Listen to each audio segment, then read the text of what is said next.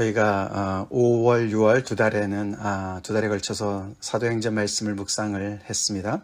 이제 묵상을 마치고 이제 7월에 들었습니다. 이제 7월, 8월 두 달간 예레미야서 이제 26장부터 끝까지 묵상하게 됩니다.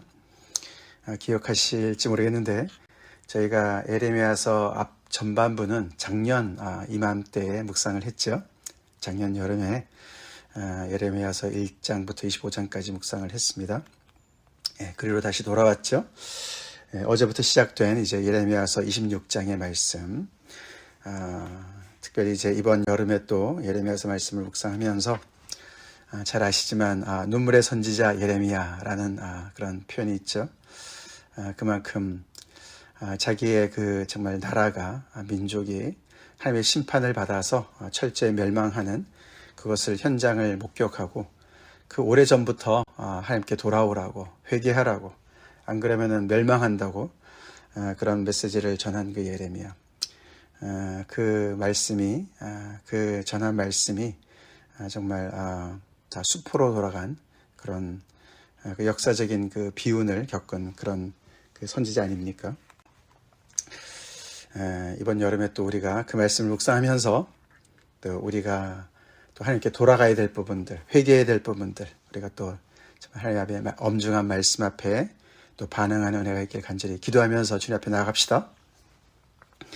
우리가 26장부터 중간에 시작을 하지만 또 참 그 26장 내용이 그 예레미야가 성전, 여호와의 성전 뜰 앞에서 예언한 그 말씀으로 다시 시작을 합니다.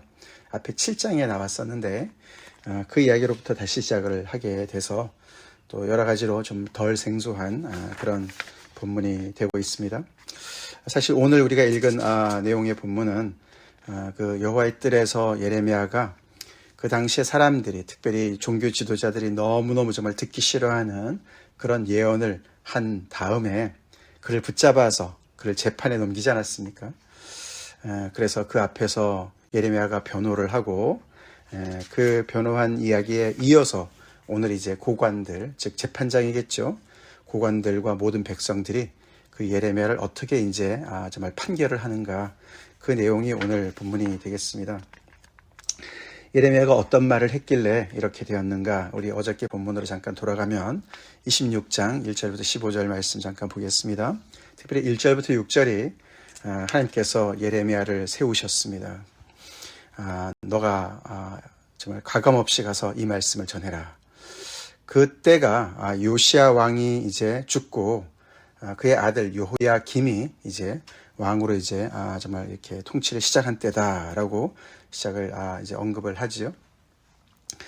요시야 왕은 정말 그 남유다에서 정말 둘째가라면 서로할 정도로 그렇게 하나님 앞에서 정말 거룩한 그런 삶을 살았고 백성들을 하나님 앞으로 인도했던 그런 인물 아닙니까?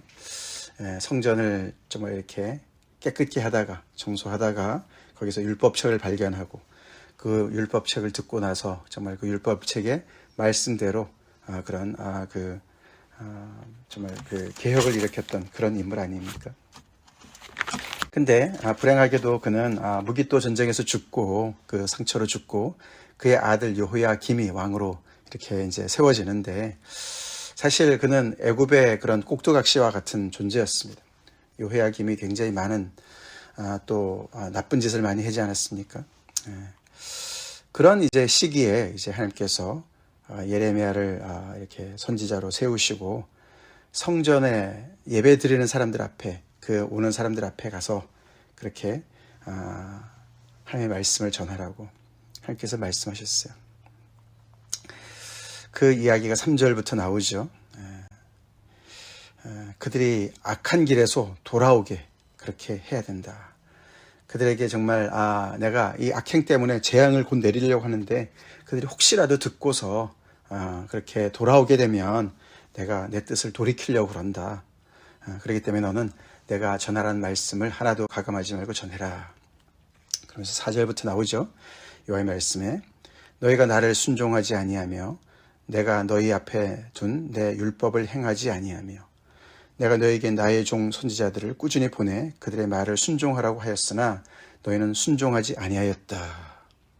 그래서 내가 이 성전을, 예루살렘 성전을 실로같이 되게 하고,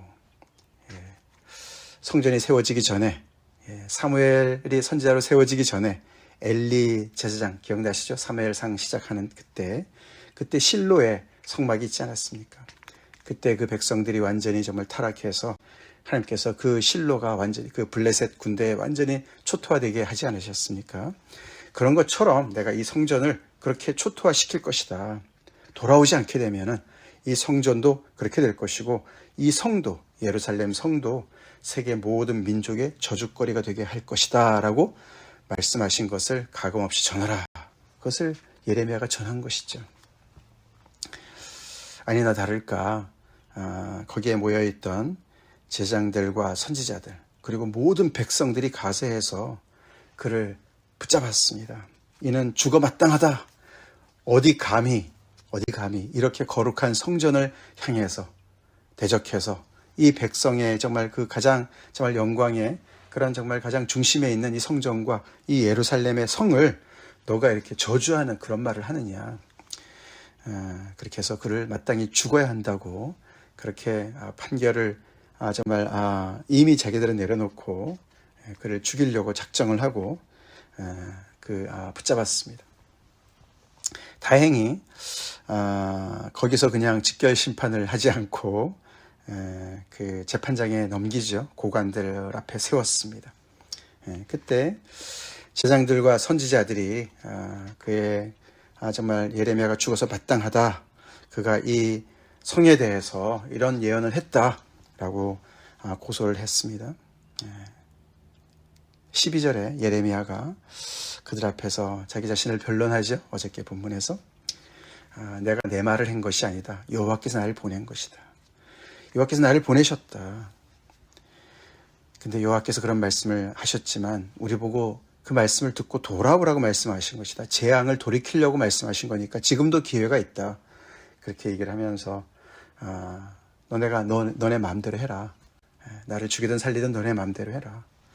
그러나 만약에 나를 죽이면 무죄한 피를 너네가 흘린 죄값을 또 받게 될 것이다.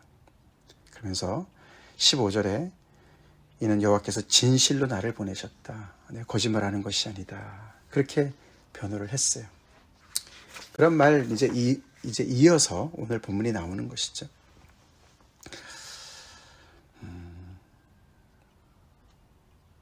제장들과 선지자들은 도대체 어떤 상황에 있었길래 예레미야의 이 말을 죽어 마땅한 그런 말이라고 이야기를 했을까? 그렇죠? 다시 우리가 참 생각해 보게 되는 그런 대목이죠.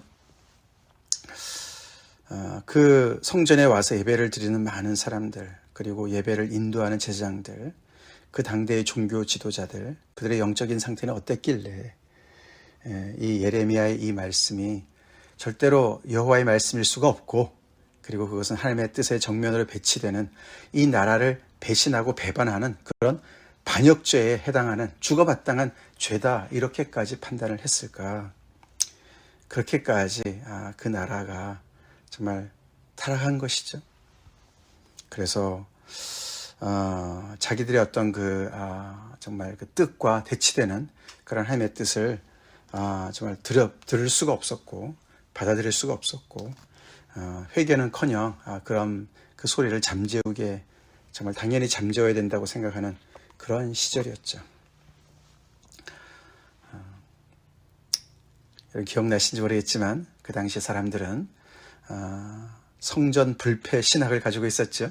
성전 불패 신학.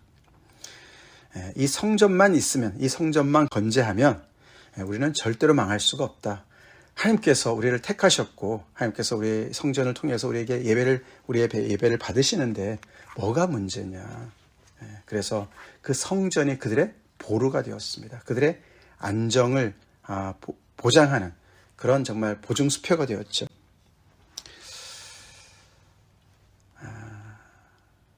성전이 그들의 안전을 보장하는 것이 아니고 성전에 계신 하나님이 그들의 안전을 보장하는데, 그죠? 보장하는데 그들은 그것이 그것이다라고 착각을 했습니다. 그러나 예레미야의 이 말을 통해서 우리가 가만히 보면은 하나님은 성전에 정말 안정을 걸어 놓으신 분이 아니시고 여전히 성전에서 예배를 받고 계시지만 그러나 성전과 하나님은 분리된 것이죠. 그렇죠? 분리되었습니다. 성전이 그들의 미래를 보장하는 것이 아니었고 성전에 계시겠다고 약속하신 하나님께서 보장하시는 것인데 그들이 이 성전만 붙잡고 하나님을 붙잡지 않기 때문에 하나님이 이렇게 예레미야를 통해서 경고를 하시는 것이죠.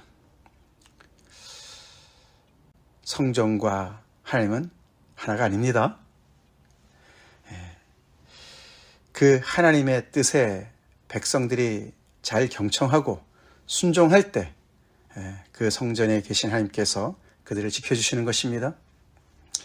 우리가 무엇을 붙잡고 있는가? 그 당시 사람들은 성전을 붙잡고 있었습니다. 우리가 이제 7월, 8월 말씀을 묵상하면서 나는 누구를 붙잡고 있는가? 나는 무엇을 붙잡고 있는가? 우리가 그것을 깊이 묵상합시다. 나는 과연 살아계신 하나님과 동행하면서 그 하나님을 경외하고 하나님의 말씀을 따라서 순종하는가? 그 성전에 계셨던 하나님은 그 백성들에게 정말 말씀하시는 분이셨습니다.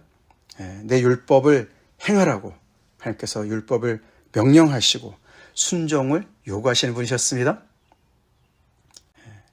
그냥 성전에서 예배만 드린다고 그냥 하나님은 눈 감아주시고 그냥 예배만 받으시고 그들의 삶에는 정말 상관을 안 하시는 그런 분이 아니셨던 것이죠. 여전히 하나님께서는 살아서 역사하시면서 그 백성들이 하나님의 뜻에 부응해서 그 뜻에 순종하기를 너무나도 원하셨고 그 하나님의 율법의 말씀을 통해서 그들을 거룩한 백성으로 세우려고 하시는 그런 하나님의 열심이 정말 변치 않았는데 백성들이 그렇게 완전히 자기들 멋대로 해석을 하고 그래서 이렇게 제장들과 선지자들이 그 앞장서서 백성들을 그렇게 잘못 인도하는 그렇게 나라 전체가 그렇게 빠져들어간 그런 상황에 있었던 것이죠. 여호야김이 다스리기 시작한 때가 BC 609년 정도 됩니다. 이때로부터 한 20년 후에 남유다도 멸망합니다. 이미 북이스라엘은 멸망하지 않았습니까? 아수르에 멸망했어요. 그걸 다 보면서도 계속해서 이 예레미야를 통해서 또 선지자들을 통해서 하나님께서 계속 너네 이러다가 정말 망한다라고 말씀을 하시는데도 성전만 붙잡고 우리는 아무 문제 없어. 그래서 정말 불감증에 걸렸던 이 이스라엘 백성들을 우리가 보면서 다시 한번 우리 자신도 우리의 신앙을 돌아봐야 되겠습니다. 다행히 아직까지는 이러한 정말 재판석에 서 있는 이 예레미야를 변호하는 사람들이 있었습니다. 오늘 본문에 그렇죠? 고관들, 재판장들이 모든 백성들 중에 또 그들을 지지하는 사람들이 있었는데 그들이 뭐라고 얘기했습니까? 이 예레미야를 고소하는 제장들과 선지자들한테 이 사람이 자기 얘기가 아니라 여호와의 이름으로 말을 했기 때문에 죽일 이유가 없다. 그렇게 다행히 그렇게 판결을 내렸습니다. 다행이죠? 다행입니다. 아직은 모두가 다 썩진 않았던 것 같습니다. 그 이야기를 받아서 그 지방의 장로 중 몇 사람이 선례를 얘기하죠. 그 여호야김의 그 선왕이 되는 선대왕이 되는 히스기야 때 미가 선지자의 말을 인용하면서 미가는 훨씬 더 심한 말을 했었다. 모레셋 사람 미가가 시온이 밭같이 경작지가 될 것이고 예루살렘은 돌무더기가 될 것이고 이 예루살렘 성전은 산당의 숲과 같이 될 것이다. 지금 예레미야는 그래도 지금 여기서 돌이키면은 하나님께서 우리에게 재앙을 내리지 않는다고 이렇게 여지를 남겨뒀지만 미가는 그런 여지도 없이 이 시온과 예루살렘과 이 성전을 대해서 그렇게 정말 향해서 그런 엄청난 저주의 메시지를 전했는데 그때 히스기야가 그를 죽였느냐? 한 100년 전의 왕이죠. 할아버지죠.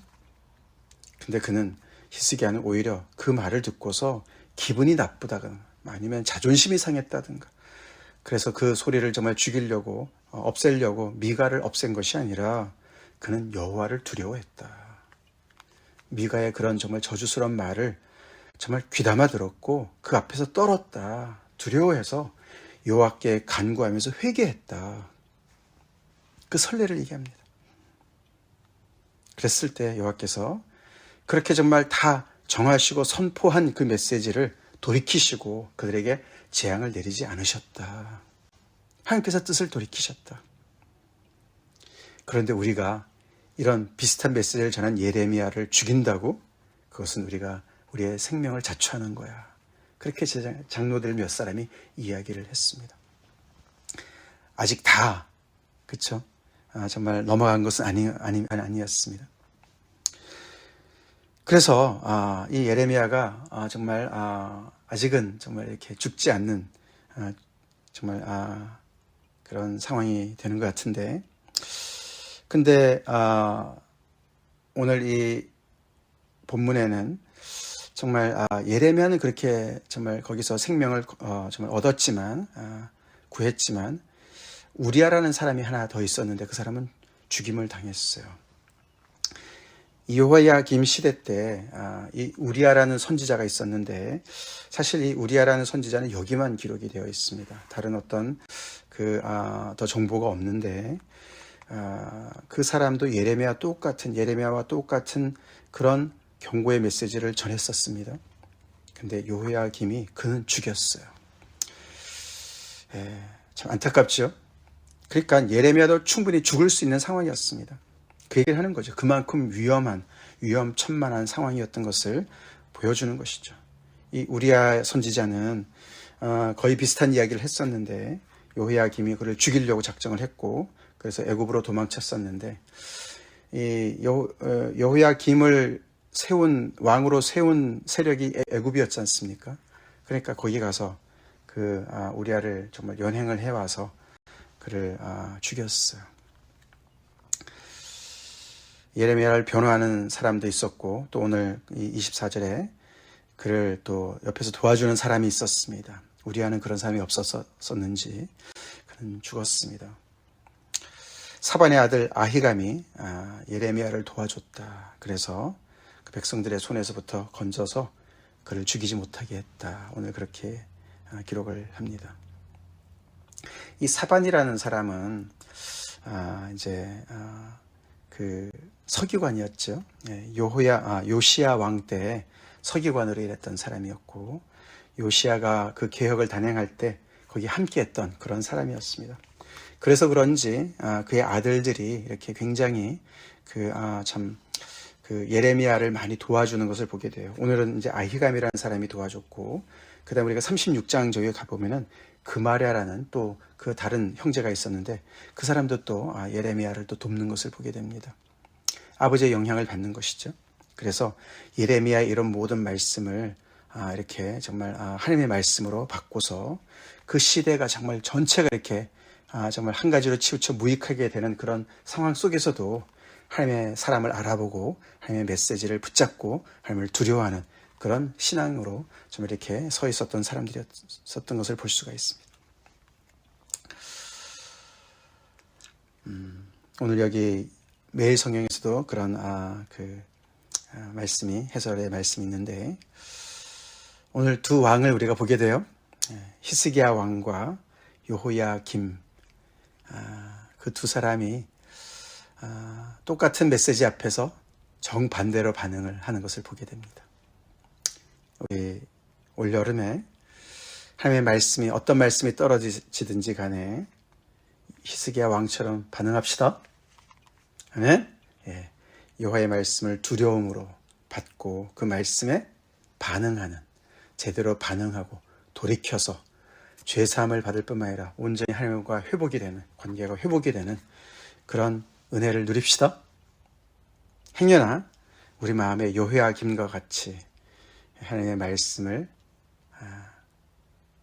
대적하고 그 말씀을 전하는 또는 그 말씀의 소스를 우리가 정말 이렇게 없애고 귀를 막고 자기의 뜻을 계속 정말 관철하고 고집하는 그래서 멸망의 길로 계속 치닫는 그런 일이 있지 않도록 그렇게 하나님 앞에 정말 두렵고 떨림으로 하나님의 말씀을 우리가 묵상합시다. 그것은 다른 것이 아니죠. 그렇죠? 내가 지금 하나님과 어떤 관계를 정말 어떤 관계성을 가지고 있는가, 그것을 계속 돌아보는 말씀이죠. 내가 살아계신 하나님을 따라가고 있는가, 아니면 살아계신 하나님의 정말 뭘 따라간다고 하면서 다른 어떤 것을 따라가고 있지 않은가. 이 사람들처럼 성전을 붙잡고 있듯이, 아니면 나는 정말 20년 30년 내 신앙의 경력을 붙잡고 있는 것이 아닌지, 내가 왕년에 이렇게 신앙생활 했어 이런 걸 붙잡고 있는 것은 아닌지, 나는 구원받았어, 난 예수님 영접했어, 이런 어떤 우리의 구원의 확신을 붙잡고 있는 것이 아닌지, 나는 무엇을 붙잡고 있는 것인가. 말씀대로 살아계신 하나님을 붙잡고 있다면 하나님의 말씀을 하십니다. 그렇죠? 여전히 살아계시고 역사하시는 그 인격체 되시는 하나님을 따라가고 있다면 우리는 우리의 삶이 계속해서 주님을 닮아가야 될 줄로 믿습니다. 우리의 삶 속에서 계속해서 거룩함을 이루어가고 하나님의 말씀에 반응하고 순종하고 그 말씀을 따라서 우리의 삶이 계속 조정되어지고 변화되어지고 성숙으로 계속 나아가고, 그렇게 계속해서 하나님의 뜻을 따라서 살아가는 우리의 삶의 구체적인 내용이 있어야 될 줄로 믿습니다. 내가 붙잡고 있는 그것, 나의 버팀목이 무엇인가, 그것을 다시금 우리가 깊이 돌아보면서 주님 앞에 또 정말 영적인 각성과 부흥을 이루는 그런 은혜가 있길 간절히 기도합시다. 기도하겠습니다. 하나님 감사합니다. 또 7월, 8월에 들어서 예레미야서 말씀을 저희가 묵상하게 하시고, 말씀을 통해 또 살아계신 하나님과의 온전한 또 교제를 더욱더 돈독히 하며 새롭게 하며, 주님 정말 우리가 하나님의 자녀들로 또 이렇게 정말 아버지 계속해서 믿음의 그 여정을 계속 또 아버지 힘차게 또 갈 수 있도록 은혜 주시는 것 감사드립니다.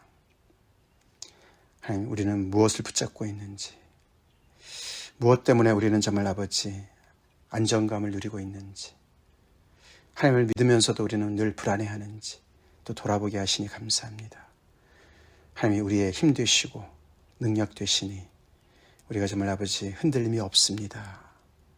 그렇게 고백하는 삶 되게 하시고, 그러나 아버지 하나님이 아닌 다른 것, 심지어는 성전조차도 정말 아버지 우리한테 정말 아버지 잘못된 그런 안정감을 준다면 주님 그 모든 아버지 실체를 드러내 주시고, 오직 살아계신 하나님만을 붙잡고 하나님과 온전한 살아있는 인격적인 실질적인 교제를 회복하며, 그렇게 한 사람 한 사람 또 우리 교회가 새로워지길 간절히 기도합니다.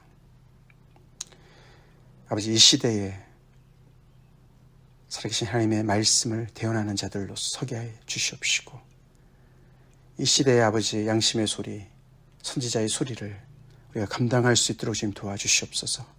교회를 그렇게 세워주시옵소서. 예수님 이름 받들어 간절히 기도 올립니다. 아멘.